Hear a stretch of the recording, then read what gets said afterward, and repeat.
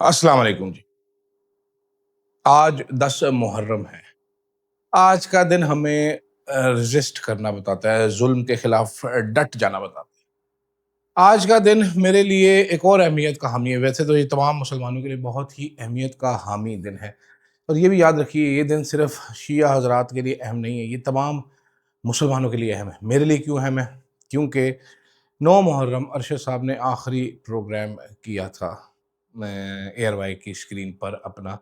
और उसकी जो ओपनिंग थी ना, वो मैंने ट्वीट भी कल परसों की थी, वो आपको सुनने वाली है, आपको ज़रूर बताऊँगा इसमें प्रोग्राम में एंड पे जाके। लेकिन आज बात ये करेंगे कि क्या नून लीग का काफ लीग वाला अंजाम होने वाला है? क्या नून लीग का सूरज डूब रहा है? साथ-साथ एफबीआर की ताकत, मतलब कमाल की बोंगियाँ हैं शोएब साहब, कमाल ही हो रहा है इस मुल्क में, कमाल हो रहा है। साथ-साथ हुज़ूर वाला अल्लाह आपका भला करे, तो जेदे चंगड़ यानी जावेद चौधरी की बोंगियाँ, इस पे भी बात कर लेता हूँ। सारी चीज़ें बड़ी इंटरेस्टिंग चीज़ें हैं, इस पे मैं आपको क्या-क्या बताऊँ, कैसे-कैसे बताऊँ, कब-कब बताऊँ, सोच है आपकी, मतलब मज़ा ही आ जाएगा आपको सारी कहानी सुनकर। एंड तक वीडियो को देखिएगा और फीडबैक अपना ज़रूर दीजिएगा। अदील राजा, सच की आवाज हर मैं हूँ अदील राजा, आप देख रहे हैं मेरा यूट्यूब चैनल। सबसे पहले सब्सक्राइब ज़रूर करना है आपने, सब्सक्राइब करना is a must. We are now 55,000 strong. 1.5 साल में 55,000 लोग हमारे साथ जुड़ चुके हैं। ये अलग बात है कि वो 55,000 के 55,000 ही के वीडियो दिखते नहीं हैं, कोई भी बड़ी बोंगे लोग हैं वो, लेकिन ग्रो हम कर रहे हैं बहुत स्लो स्टेडी स्टेडी। हमारा चैनल यूट्यूब के मुताबिक एक्सेप्शनली अच्छा काम कर रहा है। और यही वजह है कि इतने कम सब्सक्राइबर्स के ऊपर यूट्यूब ने पर्सनली मैनेजर असाइन कर दिया है मेरे चैनल के लिए। मैं आपको ये बताना चाहता हूँ, शेयर करना चाहता हूँ आपको। कल पहली बार मुझे इनविटेशन आया है, ये बाय इनविटेशन होता है यूट्यूब का, कि आपको चैनल को हम एक ह्यूमन मैनेजर असाइन करना चाहते हैं, बिकॉज योर चैनल की इंगेजमेंट आपकी एक्सेप्शनल है। तो thank you very much. I guess आप लोगों का, यूट्यूब का क्या शुक्रिया करना है, आप लोगों का शुक्रिया, आप लोग जो देखते हो यार सारी कहानी ये। एफबीआर ने एक शायरी आपने वो देखी होगी, एक साहब हैं जिन्होंने लेटर लिखा आर्मी चीफ को और वजीर आजम को कि भाईजान मेरे अकाउंट से एफबीआर ने पैसे निकलवा लिए। अब एफबीआर ने उसके जवाब में जनाबे वाला एक पूरा थ्रेड जारी किया है, पूरी एक दास्तान अमीर हमजा बताई है कि कैसे ये बंदा बड़ा 2 नंबर है, ये बंदा बड़ा चोर है, इस बंदे ने झूठ बोले, इस बंदे ने फ्रॉड किए, और इसलिए अब जो ड्यू टैक्स था वो हमने इससे वसूल कर लिया है। होता वैसे क्या था कि एफबीआर साहब को कोई मसला होता था तो एफबीआर जो है वो लेटर लिखता था, फिर केस चलता था, उसके बाद फैसला होता था। तो ये अब एफबीआर ने खुद ही लेटर लिखा, खुद ही केस चलाया, खुद ही एफबीआर ने फैसला किया, और खुद ही एफबीआर ने बैंक को लिखा कि जनाब ये बंदा गिल्टी है, इसने हमारा टैक्स देना है, निकालो इसका पैसा और हमारे हवाले कर दो। और बैंक ने बिना चूं चरां किए एफबीआर को पैसा हवाले कर दिया। मुझे याद है नून लीग का दौर था, पनामा का दौर था, तो एक दिन अचानक ही मेरे अकाउंट बंद हो गए थे, तो फ्रीज़ हो गए थे। मेरी तनख्वाह जो है एयरवाई से आती थी वो वापस चली गई थी। जिस बैंक में मेरा अकाउंट था, मैंने उनको फ़ोन किया, पता नहीं किस काम के लिए, तो उन्होंने कहा सर आपका अकाउंट तो फ्रीज़ हो चुका है, बंद है ये आपका अकाउंट। मैंने कहा क्यों बंद है मेरा अकाउंट मेरे दोस्त? उन्होंने कहा सर वो कोई इंस्ट्रक्शंस आई थी। तो मैं फिर बैंक गया, तो वो एक लड़का बैठा हुआ, तो मैंने उसको एक ही सवाल किया, मैंने कहा यार आपको हुकूमत की तरफ से, किसी इदारे की तरफ से इंस्ट्रक्शंस आई थी, वो तो ठीक बात है, but I have been your client for 15-16 साल से तो मेरा अकाउंट चल रहा है, ज़्यादा से ही चल रहा होगा। तो आपको इतनी तमीज़ नहीं है कि आप मुझे फ़ोन करके बता दो, आप मेरा अकाउंट बंद करके बैठ गए हैं। मेरी सैलरी बाउंस बैक हो गई। मैं अपने इदारे को कहता कि जी सैलरी मुझे कैश दे दें, या मुझे चेक की सूरत में सेल्फ का दे दें, या कुछ और कर दें, या मेरी सैलरी होल्ड कर लें। मेरी सैलरी बाउंस बैक करवा दी आप लोगों ने, आप जाहिल के बच्चे हो। तो पाकिस्तानी बैंकों को भी इतनी अकल नहीं है, ठीक है, लेकिन क्या करें जी, इसी तरह। लेकिन आपने एफबीआर को इतनी ताकत दे दी कि वो किसी के भी अकाउंट से, मेरे अकाउंट से वो पैसे निकलवा रहे। मैं कल से बैठ के मैं सोच रहा हूँ ये कि यार ये क्या तरीका है? ये हर चीज़ करते रहेंगे, इसी तरीके से करते रहेंगे, हमें बेवकूफ़ बनाते रहेंगे। तो आई डोंट नो इसका मतलब क्या है मेरे लिए, आपके लिए इसका मतलब क्या बनता है? जब हम बैंकों में पैसे रखना छोड़ दो, जो बड़े-बड़े लोग हैं उनके पास ऑप्शंस होते हैं।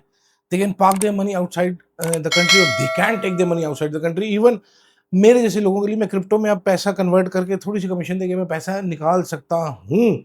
ज़ाहिर-सी बात है ये अब दुनिया में होता है, यहाँ पर भी होता है। लेकिन बट क्या करेंगे, मतलब अगर मुझे क्रिप्टो मुझे जैसे मुझे नहीं आता तो मैं क्या घर में रख लूँगा पैसे। आप लोग किस तरफ लेके जा रहे हैं इस मुल्क को? लंगड़याल जैसे नालायक लोग हैं उधर एफबीआर में बैठे हुए, आपको पता ही है एफबीआर की परफॉर्मेंस क्या है। वो पैसे निकलवा लेंगे किसी के भी अकाउंट से। कैसी खबर है ये और कैसी स्टूपिड खबर है ये।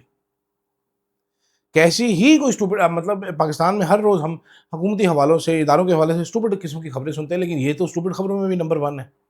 मतलब ये नेक्स्ट लेवल स्टूपिड खबर आप दे रहे हैं। दूसरी तरफ जनाब कल शाहज़ेब खानज़ादा का शो देखा, उसमें एक तजर्बाकार तज्ज़ियाकार थे, सुहेल बड़ाई साहब सहाफ़ी थे, 2 नए-नए गोदी वाले सहाफ़ी थे, मंसूर अली खान मेरे दोस्त थे और मुन्ना नाई थे, ये 2 थे। अब उसमें सुहेल बड़ाई साहब ने बड़ा ज़बरदस्त सॉलिड किस्म का तज्ज़िया किया। वैसे तो पिछले 3 साल से इनके सारे तज्ज़िये ख़राब हैं और मुन्ना और मंसूर की सारी तज्ज़िये ठीक हैं क्योंकि एस्टेब्लिशमेंट के वो दोनों करीब हैं। बड़ी लॉजिकल बात की उन्होंने। उन्होंने कहा जी 5 बजट दे चुके हैं शहबाज शरीफ साहब। इन 5 बजटों के बाद आज ग्राउंड पे सूरत हाल ये है कि पॉलिटिक्स नून लीग की कहीं भी नहीं है। Zero politics, zero popularity, zero following on ground. मतलब हद ये है कि जीबी का इलेक्शन ये लोग हार गए। कोई वफाकी हुकूमत आज तक कभी ऐसा हुआ ही नहीं कि हारी हो। इंडिपेंडेंस की बारी आई तो इंडिपेंडेंस 4 जाके अलीम खान के साथ जुड़ गए। इससे नवाज़ शरीफ साहब को, शहबाज शरीफ साहब को अपनी पार्टी की औकात का पता चल जाना चाहिए कि एस्टेब्लिशमेंट किसका साथ दे रही है। तो उन्होंने कहा जी जब ना आपके पास मईशत की बहाली का कोई प्लान है, नज़र आ रहा है शहबाज शरीफ साहब के पास कुछ भी नहीं है, ना आपके पास कोई पॉलिटिक्स है, तो ऐसे गंद को मेरा भी ये मशवरा वो रहा है, शुरू से ही रहा है कि एस्टेब्लिशमेंट जो है, वो इस तरह के गंद को अपने कंधों से उठाकर फिर फेंक देती होती है। तो ये गंद को फेंकने का टाइम सुहेल वड़ाइच के मुताबिक आ रहा है और आई एग्री विद इट। और फिर अमार अली जान साहब ने एक पॉडकास्ट में बोला था, उन्होंने कहा, "जी, ये तहरीक तहफ़्फ़ुज़ आइन को नून लीग बता चुकी है कि हमारे पास भले कुछ नहीं है, पंजाब में इलेक्शन हो हम फ़ारिग हो जाएँगे।" और वो ये भी कह रहे थे कि नून लीग को ये अंदाज़ा हो चुका है कि उनका अंजाम काफ लीग वाला हो जाएगा। अंदरूनी लड़ाइयाँ भी नून लीग में बड़ी बढ़ गई हैं, इस पे रात को वीलॉग करूँगा।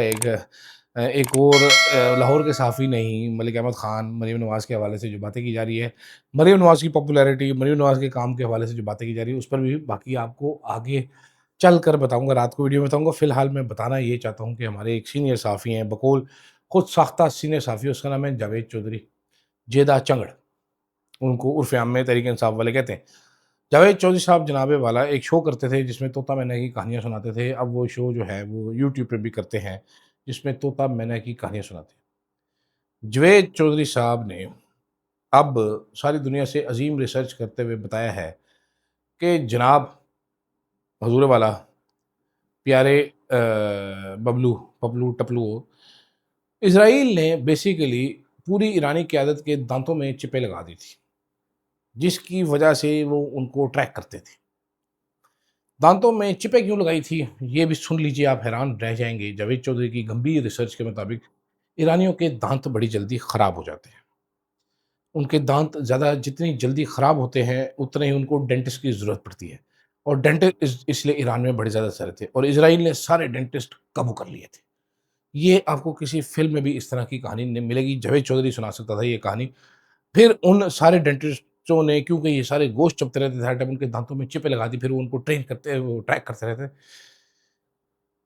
इसी तरह की एक वो ब्राज़ीलियन जर्नलिस्ट ने कहानी सुनाई थी, बनाई थी बोंगी सी के जी, वो हमारे आर्मी चीफ़ को उन्होंने टारगेट करना था, हमने कह दिया हम तुम्हारी ईंट से ईंट बजा देंगे, उसके बाद इज़राइल हमसे डर गया। इधर ही इसने ये कहानी, मतलब नहीं पता तो यार कोई अच्छी खबर करो जो पता है, क्यों बोंगियाँ मारी जाते हो?